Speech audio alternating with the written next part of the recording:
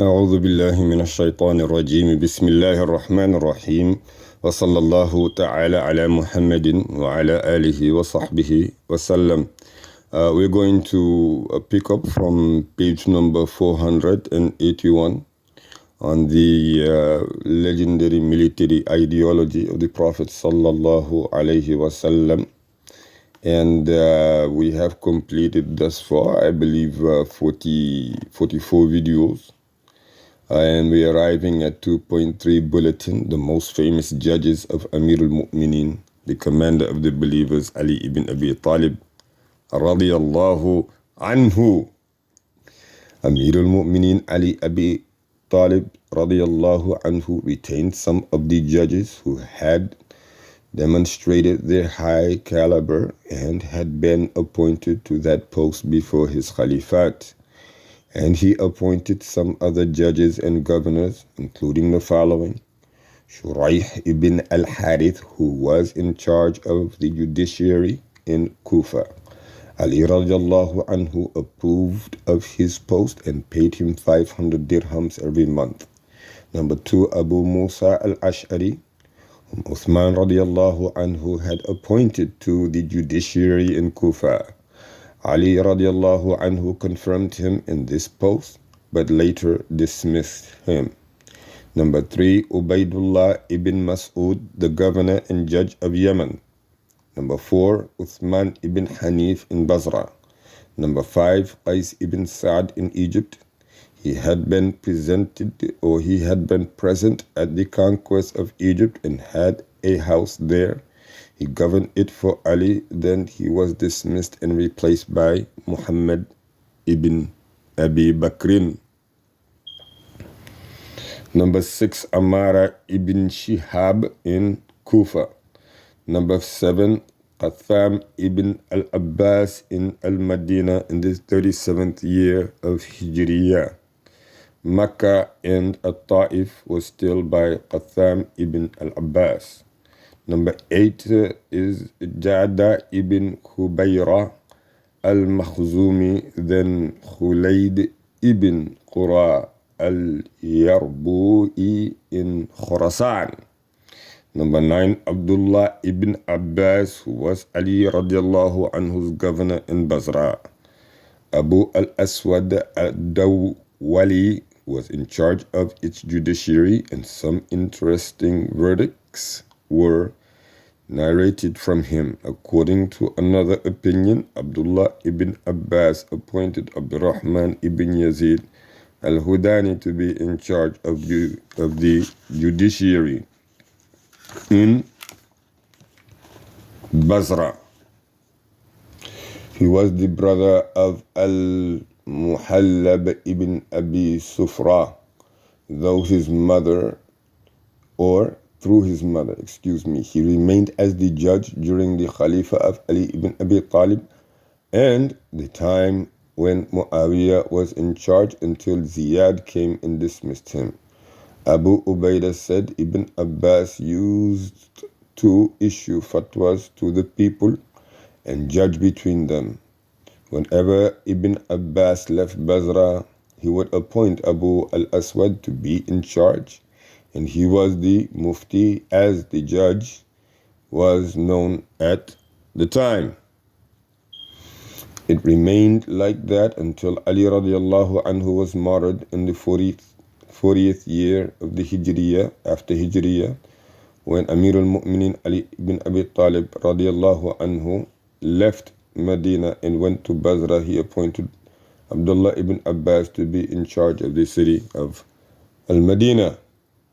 Number 10, Sa'id ibn Nimran al-Hamadani, whom Ali ibn Abi Talib radiallahu anhu appointed when he came to Kufa. Then he dismissed him. He was appointed as judge of Kufa by Mus'ab ibn az-Zubayr, and he held this post for 3 years until Ibn az-Zubayr appointed Abdullah ibn Utbah ibn Mas'ud. Number 11, Ubaidah as-Salmani, Muhammad ibn Hamza, whom Ali appointed to the judiciary of Kufa after dismissing Sa'id al-Hamdani He said to him, "Judge as you used to judge." Then he dismissed him and appointed Shuraih al-Ashabi. Said Shuraih was the most knowledgeable of people about judiciary matters, and Ubaidah was equal to Shuraih in that. He passed some interesting verdicts, and he was one of the well-known scholars of Kufa. Shuraih used to consult him and refer to him. Number 12, Muhammad ibn Yazid ibn Khulayda as-Shaybani. Ali appointed him as a judge in Kufa, and he issued some verdicts there. Ali's judge in Egypt were also his governors in various cities, because their governorship was general and included ruling, administration, carrying out had punishments, leading the salahs, judging, collecting zakah, and other duties. Ali radiallahu anhu required his governors to be careful in appointing judges, which indicates that he gave them the authority to appoint judges in the land under their rule. Moreover, in most cases, the governors were themselves judges of the cities in which they lived. But there are reports which mention the names of a number of judges in different cities at the time of Ali ibn Abi Talib radiallahu anhu. As we have seen above, it seems that the governors of cities that had the right to examine appeals made by people against some judiciary rulings, primarily those passed by the judges appointed by them and not by the Khalif. They also had the right to examine appeals from other cities concerning verdicts given by judges who had been appointed by the Khalif, because he had general authority in their provinces. However, they used to discuss these cases with the Khalifs. It is well known that the Khalifs would open their doors to anyone who brought a complaint, whether the complaint was against the governors, judges, tax collectors, or anyone else. 2.4 Judicial style of Amir al-Mu'minin Ali ibn Abi Talib, his views on verdicts issued before his time, those who were qualified to act as judges, and free access to the judiciary system. 2.4.1 His preservation of judiciary style. It seems that Ali ibn Abi Talib radiallahu anhu intended to introduce some changes in the way of the judicial system, which was run and how it was run and how cases were heard, thinking that this was appropriate due to new developments in the society, but he deferred that until things settled down. It is narrated from him that he said, radiallahu anhu, "Judge as you used to judge until you are united, for I fear differences." Meaning, let you be judged or judge as you would want to be judged until the day of judgment, not nullifying verdicts issued before his time. 2.4.2 Amir al-Mu'minin Ali ibn Abi Talib radiallahu anhu was keen to achieve stability, and he thought that a judge had no right to nullify a verdict issued by another judge. Ali had written down the treaty between the people of Najran and the Prophet sallallahu alaihi wasallam, but at the time of Umar ibn Khattab radiallahu anhu, their numbers increased until he feared for the people concerning them. A disagreement arose among them, and they came to Umar ibn Khattab radiallahu anhu asking for compensation, so he compensated them. Then they regretted it, and something happened among them. So they came to him and asked him to let them off, but he refused to do so. When Ali radiallahu anhu became Khalif, they came to him and said, "O Amir al-Mu'mineen, you interceded for us and wrote a treaty with your right hand." Ali radiallahu anhu said, "Woe to you, Omar was right in what he did. I will never undo the verdict of Sayyidina Umar ibn al-Khattab radiallahu anhu." Very important, especially for our Shi'i comrades, brothers in faith. 2.4.3 Qualifications for the position of judge. Like, I tell you, fasting, the shahada, the hajj. I mean, it's strange, you will find our brothers in both Sunni as well as Shi'i schools of thought. The judiciary is a public post, so the same conditions are required for a judge as for anyone else who is appointed to a public post over the Muslimin, namely being of sound mind, being an adult, and being a Muslim.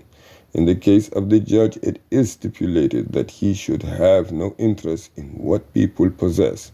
He should be forbearing, not provoked by words. He should not be angered by misbehavior, and he should be knowledgeable of the rulings of Sharia and of what abrogates and what is abrogated.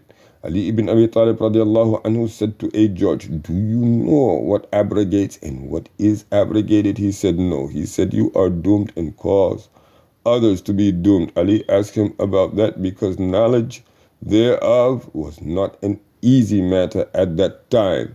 It is also stipulated that the judge should have knowledge of the verdicts of previous judges, so that he will not drift away from their way, and so as to avoid chaos in rulings or things getting out of control. He should also be humble and should not have any reservations about consulting men of knowledge, reason, and wisdom, because this consultation will help him to avoid mistakes in his verdicts.